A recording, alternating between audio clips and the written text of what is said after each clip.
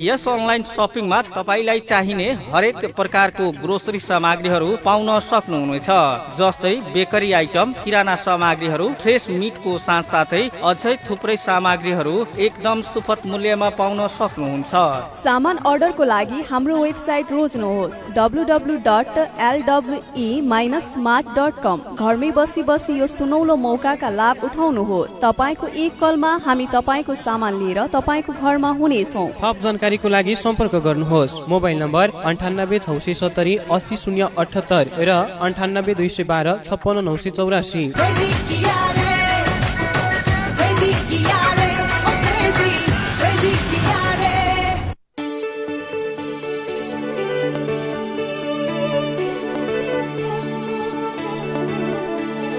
गाउँ सहर सारा गुन्जाउने यो हो रेडियो सान्वी 96.4। रेडियो सान्वी 96.4। नमस्कार, प्रणाम आदरणीय श्रोता। अभिन्न रौरा सुनत बानी रेडियो सानवे 96.4 मेगाहर्ट्ज कार्यक्रम जनता के सवाल के साथ हम विशाल यादव रौरा लोग इनके साथ में उपस्थित हो चुकल बानी और साथ में टेक सपोर्ट करत बानी अनूप यादव जी। आदरणीय श्रोता, www.radiosanvinews.com करके संसार भरे के साथ कार्यक्रम जनता के सवाल रुआ सुन सके और कार्यक्रम जनता के सवाल के साथ में आज हमनी के साथ में बानी जसपा के केंद्रीय सदस्य फिरोज मंसूर जी। सबसे पहले कार्यक्रम में स्वागत करे के चाहे। स्वागत बटे कार्यक्रम में सर अपने के। हाँ, धन्यवाद जी सर। हमनी के जौन अभी अवस्था ये कोरोना के अवस्था देखे के नजरिया में बहुत ज्यादा दिन प्रतिदिन फैलल बाटे। हाँ। तो सर ये हमनी के कोरोना वायरस दिन प्रतिदिन बहुत ज्यादा रफ्तार में बाटे और रउरा लोग इनके पार्टी के कहाँ तक के अभी अवस्था रहल बाटे जे कोरोना वायरस के बारे में, गरीब जनता के बारे में कोनो ऐसन डिस्कस तर वो लोग अपना में कैले होके? अब जैसे कोरोना वायरस के एगो विश्वव्यापी महामारी बा। अब इतना बजे राज्य के दायित्व बा कि एकरा के जनता के कौना हिसाब से जीव जान के सुरक्षा करे के।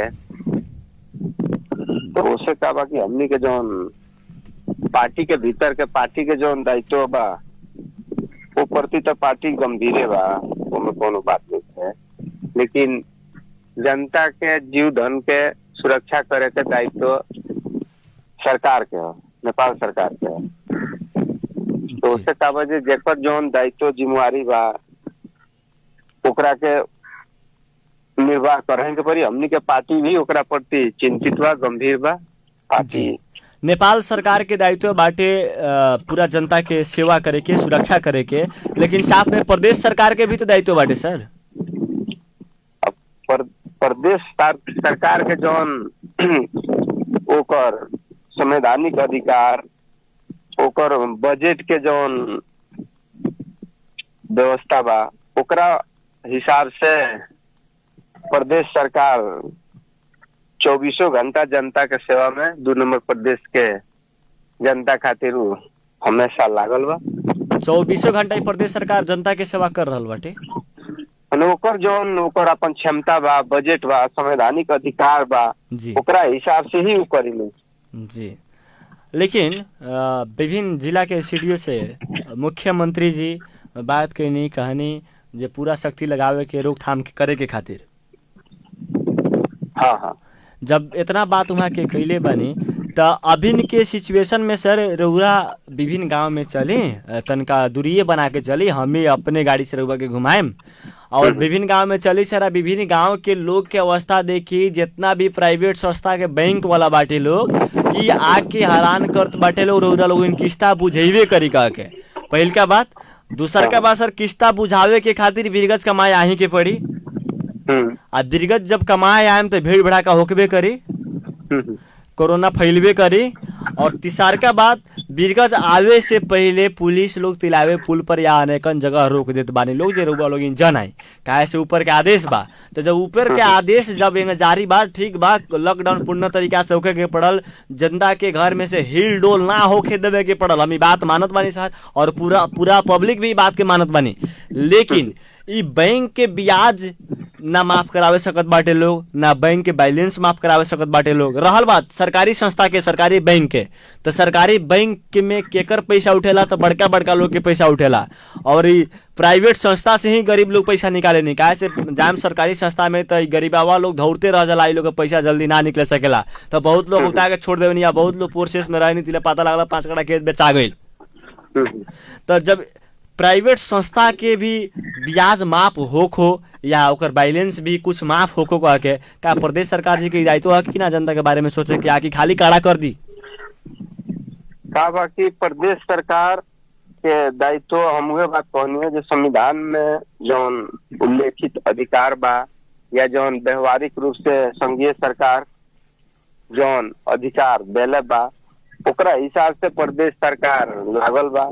अब रह गई सहकारी संस्था बा जौन की गांव में ब्याज के कर्जा जे लेले बा ऋणी बा ओकरा के परेशान करता, तो उन लोग से हमारा आग्रह बा कि अपने लगन कम से कम जब देश में दुनिया में जब इतना बड़ा महामारी आई बा तो अपने लगन ये महामारी भर कम से कम ये किस्ता वाला जौन काम बा एकरा के अविलंब रोक दी लगन कि ताकि जनता के कुछ राहत होके।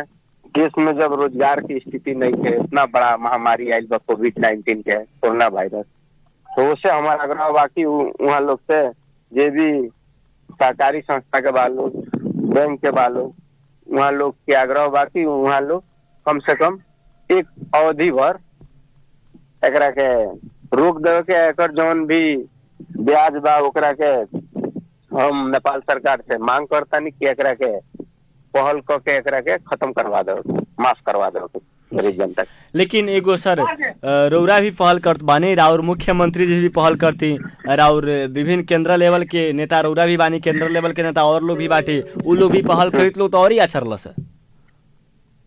अब का बाजी सब लोग अपना स्तर से पहल करता बात करता, लेकिन अब यह न बा सरकार के संयंत्र बा संघीय सरकार के अधीन में बा, अर्थ मंत्रालय के प्रधानमंत्री के अधीन में बा। सर बार बार जनता के प्रश्न ये बाटे सर, जनता के सवाल ये बाटे, जनता सीधे कथी पूछत बानी जे जितना नेता लोग बानी लोग, ये नेता लोग कथी कहे नहीं केंद्र सरकार है नहीं के करत, केंद्र सरकार हो नहीं के करत। लेकिन जब केंद्र सरकार स्थानीय सरकार के बात नहीं के मानत तो ये स्थानीय सरकार लोग सीट पर काहे बनी, राजीनामा दे के छोड़ के आए लगन, फिर आए लोग हमनी के साथ में फिर जिता के बैठाएम सर, फिर उंग करी फिर राजीनामा दियाई, तब तो जाके केंद्र सरकार के समझ आई कह के। ये आम पब्लिक के सवाल है सर। आम पब्लिक के सवाल तो ठीक बा, लेकिन का बा कौनो भी सरकार रही और सब आदमी राजीनामा दे दी तो इस सरकार के स्थानीय सरकार के चलाई, प्रदेश सरकार के चलाई। और जब तक नया नया प्रदेश के निर्माण भइल बा 5 वर्ष अभी नहीं के भइल, एकर एन कानून के निर्माण करे के, एके अपने के नियमावली निर्माण करे के, एकर अनेकों जोन अपने के लोक सेवा के, निजामती सेवा के, करार सेवा के, अन्य जितना भी विधेयक सब बा, प्रहरी एन के बा, वही में या दलित के बा, मुस्लिम के बा, इस सारा के जोन एन निर्माण करे के बा, जोन संवैधानिक काम सब बा, वो काम सब हो रहा बा। उससे का जब सब आदमी राजीनामा ही दे के, राजीनामा उस समस्या के समाधान तो नहीं है। अब नया बाटे तो ओकरा के प्रदेश सरकार में भी स्थानीय सरकार के लोग भी लागल बा, लेकिन केंद्र सरकार संघीय सरकार के जितना माने अपने के जिम्मेवार होके के चाहे जनता प्रति उतना जिम्मेवारी बहन नहीं के करत। ऐसे हमारा आग्रह बा कि संघीय सरकार भी जनता प्रति और जिम्मेवार बन के आगाड़ी आई, ये हमारा आग्रह बा जी। और जिम्मेवारी ही पूरा कईल बहुत जरूरी बाटे सर। काहे से देखी गरीब कोरोना से बिट रात बानी और बैंक के किस्ता से बिट रात बानी। अभिन सर एगो जोन बात रुआ बोलनी है जे बैंक वाला लोग अपर की भर मान जाए लगन, लेकिन ये तो माने खातर तो मान जाए लो, बेसी प्रेशर की लग बाद में, लेकिन एक बेर जहिया आये लो तहिया सीधे कह लो ब्याज गाला जोड़ के 1 लाख के 4 लाख रुपया भइल बाप कहीं से लिया दी।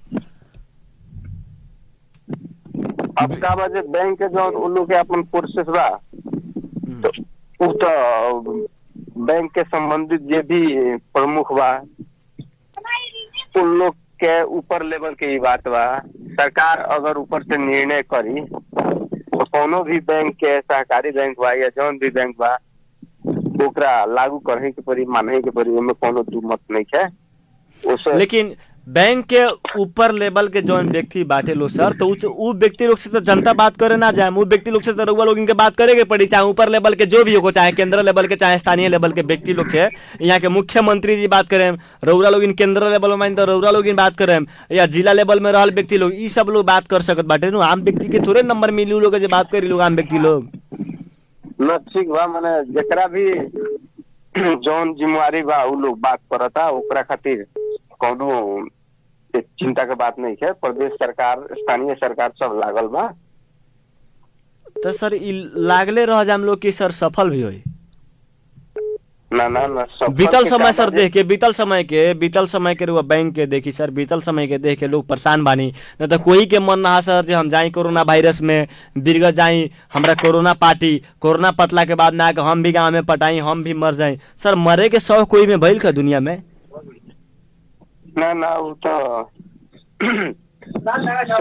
स्वाभाविक बा कि कोई के भी तो अपना इच्छा से ओकरा मरे के तो मन नहीं करी, लेकिन समय परिस्थिति जौन बा, देश के अवस्था बा, वो दिन पर दिन तो बिगड़ले जाता। लेकिन मजबूर सर ये बैंक वाला लोग करता है पर ध्यान, रउरा लोग इनके कड़ा होखो और रउरा लोग इनके कड़ा पहल होखो, ये हमारे विशाल यादव के स्पेशल रिक्वेस्ट बाटे रउरा से सर। एकदम धन्यवाद बा अपने के भी, जौन एकरा खातिर मने जनता के जौन ब्याज बा एकरा के मिना करावे खातिर जौन अपने के पहल बा, कार्यक्रम जौन अपने लगन जनता के सरकार के डायरेक्ट चलाओ इन लगन, ये अपने लगन के एफएम के भी हमरा ओर से एकदम बधाई बा, धन्यवाद बा। अपने लगन जनता खातिर रात दिन लागा रही, ये एकदम सराहनीय काम बा। नेपाल सरकार से आग्रह बा कि संपूर्ण जनता के जौन भी जे भी ऋणी बा, कर्जा ले बा, उन लोग के कम से कम लॉकडाउन अवधि भर के सरकार माफ करो। पर साल भी माफ करे के बात थी भई रहे, लेकिन ओकरा में ठोस कोनो रिजल्ट ना आई रहे कि कितना % माफ भई। जैसे प्रदेश सरकार और के लॉकडाउन के कृषि विकास बैंक के जितना भी कृषि लोन रहे उ सब माफ कैले रहे।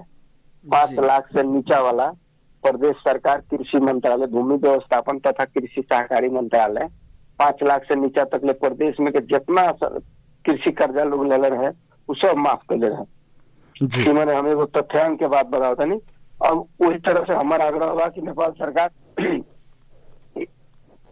एक अवधि भर के लॉकडाउन के ब्याज माफ करो, आज जनता के राहत दो, और भी जो विगत के दिन में राहत सामग्री सब रहे उस सब नेपाल सरकार से, स्थानीय सरकार से, प्रदेश सरकार से आग्रह होगा कि जनता के राहत होके वाला सामग्री सब वितरण हो जी, तबे जाके जनता के राहत मिली।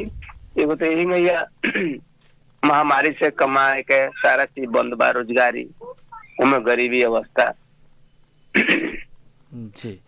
लेकिन इस सब को उड़वावे के खातिर जहाँ तक बात करें सर, कृषि लेवल के जितना भी बैंक रहे और सरकारी, इस सब के प्रदेश सरकार माफ कैलक, तो सर उ सब बैंक में से गरीब व्यक्ति लोग पैसा ना उठावे सके नहीं, उस सब बैंक में से बड़का लोग पैसा ही उठावे नहीं ना। वो 5 लाख रकम तक के कृषि कर्जा रहे, तो 5 लाख तक के तो हमें कृषक के लीन हो, में कोनो बड़का आदमी के और छोटका के बात न रहे। गिरहत जौन गाँव घर के मजदूरी करे वाला बा, किसान बा, ओकरा 5 लाख तक के ही ऋण के प्रदेश सरकार अपना से वो अपना बजट से तीर ले रहे आ जनता के वो राहत दे रहे।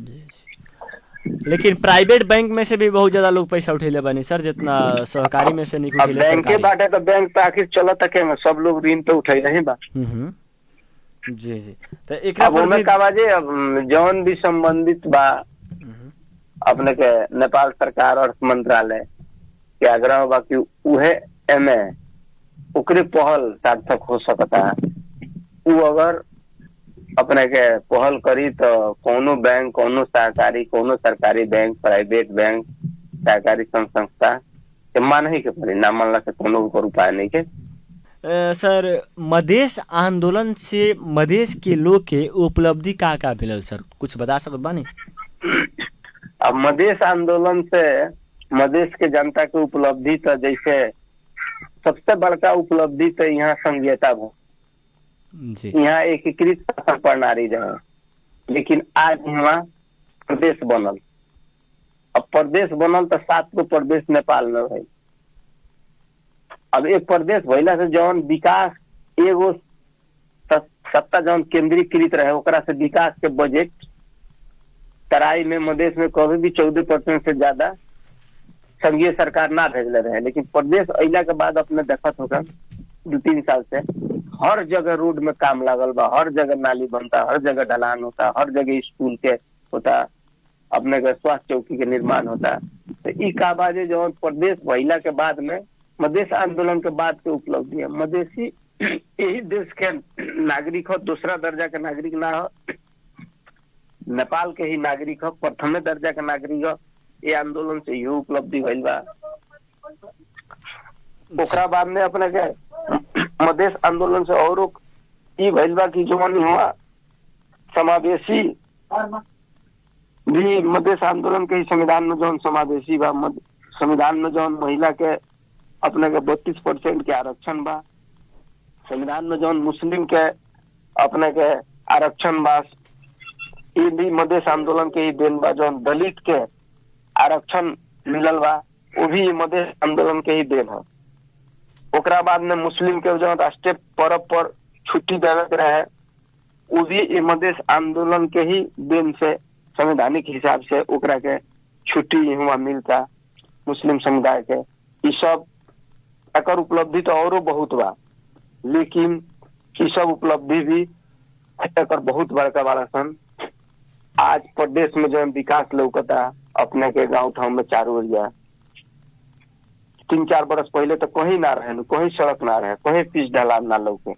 आज प्रदेश भइला के बाद में आज जौन बा कृषि में भी जौन एगो 3-4 साल में जौन प्रदेश सरकार एगो क्रांति कैले बा, जौन वो अपने के गरीब के जनता के कृषि के 50% सब्सिडी में जनता के दिले बा। कृषक के कृषि औजार से लगा कृषि संबंधी सारा चीज दे रहल बा। ये एगो बहुत बड़का ई देश में अपने के इससे पहले कोई मधेसी के प्रधानमंत्री के या राष्ट्रपति के कोनो किस्म के बात ना रहे, लेकिन मधेश आंदोलन के बाद में गणतंत्र आयल तो प्रथम राष्ट्रपति रामवरण यादव वो मधेसी समुदाय करलन, उपराष्ट्रपति परमानंद झा वो मधेसी समुदाय करलन।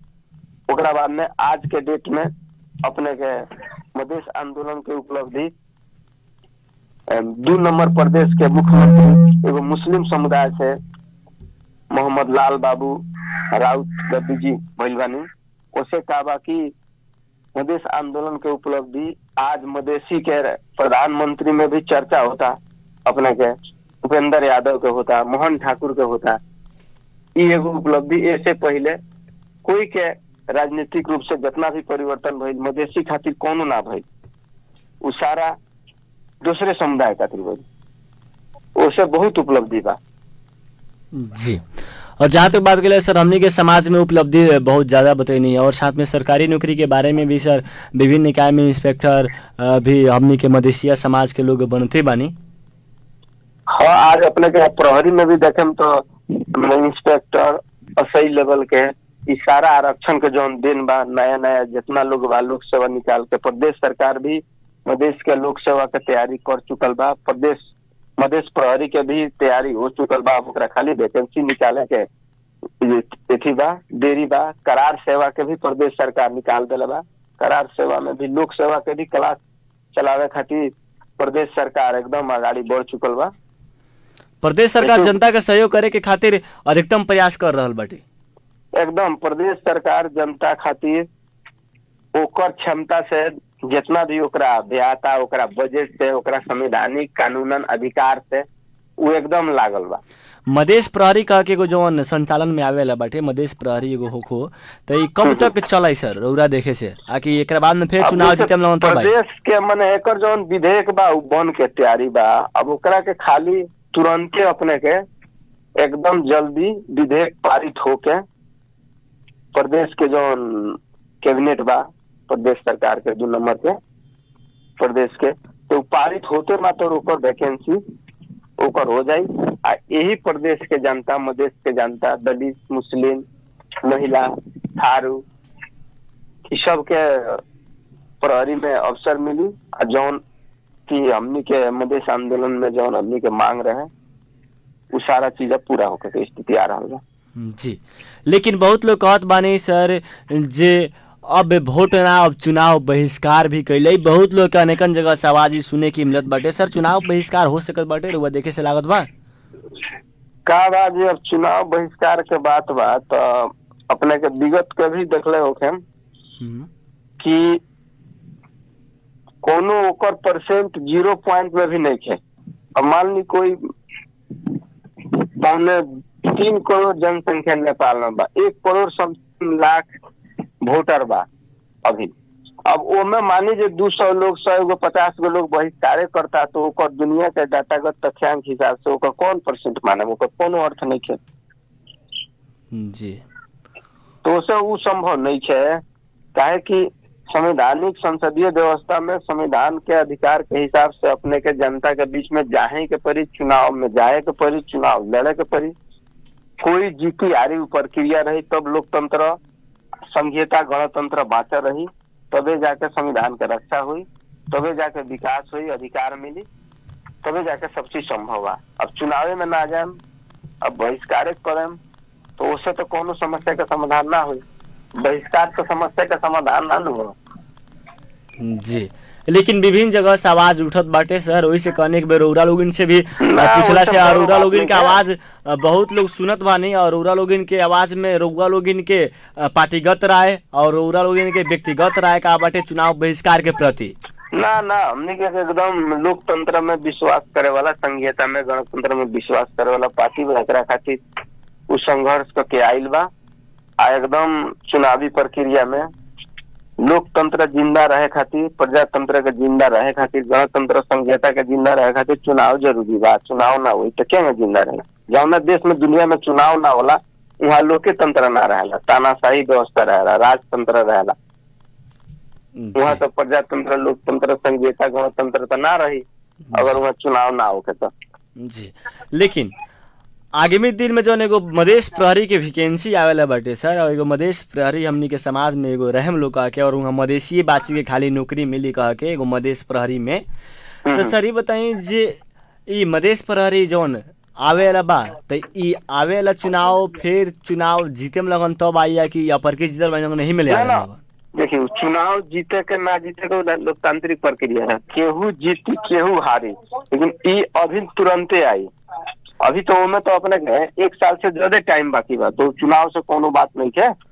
लेकिन लोग के मन में भी होई जे हो सके तो एगो लालच हमनी के बता देत बानी लोग फिर आई लोग चुनाव में घूमे में लोग आ ओकरा बाद में फिर कम लोग जिताई लगन तब पर चालू कर देम सन कह के देखिए लोग के प्रश्न हम पूछते जनता के प्रश्न बात नहीं है वो अपने के तुरंत मिली तुरंत लोक सेवा के निकला था प्रदेश प्रहरी के उनमें कोनो चुनाव से आगामी से बात नहीं है तुरंत हो सब चीज तैयारी हो चुकल बा अभी विधेयक पारित करके ओकरा के निकाल दे प्रदेश सरकार। लेकिन मधेश में इतना भी ध्यान रख ले रहे हम लोगन जे बहुत लोग यानी कि 8 पास रहे नहीं ये पर भी ध्यान दे हम लोगन बहुत लोग बानी जे तंगा कम पढ़ा लिखल बानी अभी तो अबके पढ़े के माने अब मधेश के लोग मेहनत करत बानी लेकिन बीतल समय के बहुत युवा लोग बानी जे कोई 8 पास बानी कोई 9 पास बानी कोई लास्ट SLC पास तक बानी ते पर भी ध्यान केंद्रित करे के पड़ा बा कि जौन संघीय सरकार के जौन मापदंड बा प्रहरी के जी तो मापदंड तो ओहू में उहे बा 8 सामान्य लेख पर 8 क्लास पास कईल व्यक्ति के ही प्रहरी में ओकर वैकेंसी हुई। अब मान लीजिए कि वो उठे छाप हुई तो ओकरा के तो दिक्कत हो जाएगी आज के युग में पढ़ल लिखल के तो साक्षरता के बात बा पूरा दुनिया साक्षरता के ऊपर जा रहा बा तो वास्तव में अपने के मापदंड रही लेकिन अब उनमें कहा जे पहले हमनी के खोजे के पड़े कि प्रहरी में मधेसी कहाँ बा दलित जनजाति कहाँ बा मुस्लिम कहाँ बा लेकिन अभी वो चीज ना रही एक अपन अलग रही रेजिमेंट रही सारा चीज कोनो बात नहीं। लेकिन मधेश के जनता मधेश के चेहरा के जीते नहीं तो कुछ प्रॉफिट पैनी ई प्रश्न लौकत बाटे वो एकदम प्रॉफिट होई, ओमे कोनो बात नहीं। और मधेश के जनता के साथ ही रउरा लोगिन सारा काम तो करते बानी त इनका मधेश के जनता पर ध्यान बहुत केंद्रित कर दी लगन है। बैंक के ब्याज वाला सिस्टम ई लॉकडाउन अगर लंबियात बाटे बेसी दिन लाए तो ए पर तक ध्यान केंद्रित करते रउरा लोगिन प्राइवेट बैंक के हम विशेष बात करें, प्राइवेट बैंक बड़ा सन इस सब बैंक पर रउरा लोगिन के ध्यान तनका अटूट पहल भी हो कोई सब पर एकदम एकदम हम हमारा तरफ से भी जौन व्यक्तिगत होई, हम ई जौन सहकारी संघ के जे अध्यक्ष लोग बा, एक प्रदेश लेवल में बा, जिला का अध्यक्ष लोग बा, वो लोग से हम व्यक्तिगत तौर पर भी बात करें कि एकरा के कम से कम अपने लगन इतना दिन के माफ कर दी। हमार सरकार जो प्रदेश सरकार बा, मुख्यमंत्री जी से भी हम एकरा विषय में हम पहल करें जी। और समाज में सर दिन प्रतिदिन दहेज भी बढ़ल जात बाटे, रउरा पर भी ध्यान केंद्रित करे लगन, समाजवादी पार्टी जितना भी यानी कि जसपा पार्टी बानी लगन। अब दहेज के जहाँ तक ले बात बा तो दहेज लेहल देहल तो दोनों कानूनन तो अपराधे बा, लेकिन फिर कानून अपराध बाटे या फिर लेकिन 10 लाख के 20 लाख चलते बा। अब उमें का आवाजे, लेकिन अब पहले के तो लोग मधेश में भी शिक्षा के भी अवस्था कमजोर है। अब धीरे धीरे लोग शिक्षित हो रहा बा, चेतनशील हो रहा बा, काल से लेके आज के जो मधेश के परिस्थिति बा, लोग बहुत होशियार हो गई बा। तो ऐसे हमार एकरा प्रति भी हमारा आग्रह रही कि लोग बिना दहेज के शादी ब्याह करो, तब जाके ही मधेश समृद्ध हुई और मधेश के विकास हुई जी। और दहेज के साथे साथे सर बाल विवाह भी बाटे। देखिए पहले के अनुपात में अभी तो आके बहुत % कम हो गई बाल विवाह के। अभी तो मैंने लगभग सब लोग चाहता है कि सब लोग अपना लड़का के लड़की के एक हिसाब से पढ़ावता, लड़का लड़की में लोग एक ही लड़के रख ले, तो पढ़ाई के हिसाब से ही आजकल के उम्र पुगिए के शादी ब्याह होता, उनमें कोनो बाल विवाह वाला के एथी बहुत न्यून हो गई बा। फिर भी एकरा पर सरकार के भी ध्यान जाए, हमार आग्रह रहे कि सरकार भी कम से कम विभिन्न जो संघ संस्था भी काम कर रहा बा बाल विवाह के न्यूनीकरण करे खातिर, ओकरा के भी हमारा आग्रह रहे उ सब भी एकरा के ओकर % 0 में लिया के अथी करे के, ताकि कम से कम बाल विवाह उन्मुख प्रदेश हो जाए जी। चलिए सर बहुत बहुत धन्यवाद बाटे अपने के और अपने के पार्टी के भी, जे मधेश के दुख दर्द रउआ लोगिन कबूल करत बानी और आगामी दिन में कबूल करेम, एमे संदेह के बात नहीं के। लेकिन समय के साथ जनता के साथ रउरा लोगिन कबो ना छोड़ेम कह के हमारे एगो रउरा लोगिन से रिक्वेस्ट बा। अब का वजह जनता के बीच में रह के पार्टी के जन्म भइल बा, जनता के दुख सुख में जनता खातिर ही पार्टी बा, आज मधेश खातिर ही पार्टी के जौन भी संघर्ष में इतिहास बा, तो उसे का बाजे हमनी के हर संभव जनता के दुख सुख में रहम सन, हमनी के पार्टी भी रही केंद्र से लेके यहाँ प्रदेश सरकार तक सब जितना भी आई एकदम जनता खातिर हमने रातों दिन रहम सन। अपने के एफएम के भी हमारा तरफ से बाकी अपने जनता के बात उठाओ तनी बहुत ही संदर्भिक विषय बा। अपने के भी विशाल जी के भी हमारे तरफ से बहुत बहुत धन्यवाद बा कि अपने कम से कम चलाई, हमनी से भी जौना बेरा आवश्यकता पड़ी जनता खातिर शाम दी एफएम के अपने के हमने भी सहयोग करे खातिर। लेकिन रउरा पार्टी के कुछ नेता लोग बानी लोग, कुछ मंत्री लोग रउरा पार्टी के, जो लोग के फोन केला पर सीधे कहत बाटे लो हमारा टाइम ही नहीं है। अब तो का बजे कौनो ऐसा परिस्थिति में लोग के इमरजेंसी अनेको समस्या रहेला, अब कौना संदर्भ में टाइम नहीं है कौन मंत्री जी लोग, तो ओकर जवाब तो मंत्री जी लोग दे सकता है, लेकिन वैसा ना होके के चाहिए होला। लेकिन हमने के मंत्री जी लोग के भी इंटरव्यू सब तो आते रहेला, कोनो ऐसा विशेष परिस्थिति में आदमी के आजकल तबीयत भी ऐसी नहीं है, वैसा स्थिति में कहले हम की कौना परिस्थिति में जनता के खातिर सर तंगा टाइम निकलवावे के पड़ल कैसे ना एकदम दिलो जनता का टाइम दिलो, कोनो बात नहीं है जी। और सर कार्यक्रम के हमने अंत में आ चुकल बानी सन, पूरा श्रोता पूरा जनता राउर कार्यक्रम सुन रहा बानी और पूरा जनता के रउरा का कहे के चाहे। हम जनता के ये हमार सलाह बा कि अपना लगन कोविड-19 कोरोना वायरस से बची लगन, भीड़ भाड़ होखे वाला जगह पर मत जाई लगन, अपना घर में सुरक्षित रही लगन, सर सफाई अपना आसपास में करी लगन, हाथ के अपने के दिन भर में 4 बेर 5 बेर धोई लगन, सैनिटाइजर करी लगन। आ जौन आयुर्वेदिक उपाय सब बा एकरा के अपनाई लगन, तब जाके कोरोना वायरस से हमनी के जीते सकल जाई। आ तब इस प्रदेश के जनता के जीत रही, कोरोना वायरस के हमनी के हरा देवे के बा। सर सफाई राखी लगन, ये हमार। चलिए बहुत बहुत धन्यवाद बाटे सर अपने, और समय व्यस्त के कारण भी रहुआ कार्यक्रम में उपस्थित भइनी, एकरा खातिर अपने हम तहे दिल से धन्यवाद देवे के चाहम सर। धन्यवाद शामजी एफएम के भी, विशाल जी के भी। नमस्कार सर।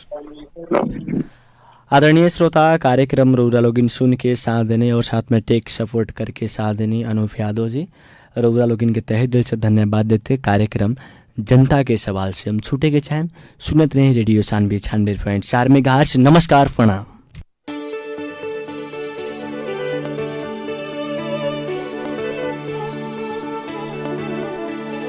गाउँ शहर सारा गुन्जाउने यो हो रेडियो सान्वी 96.4।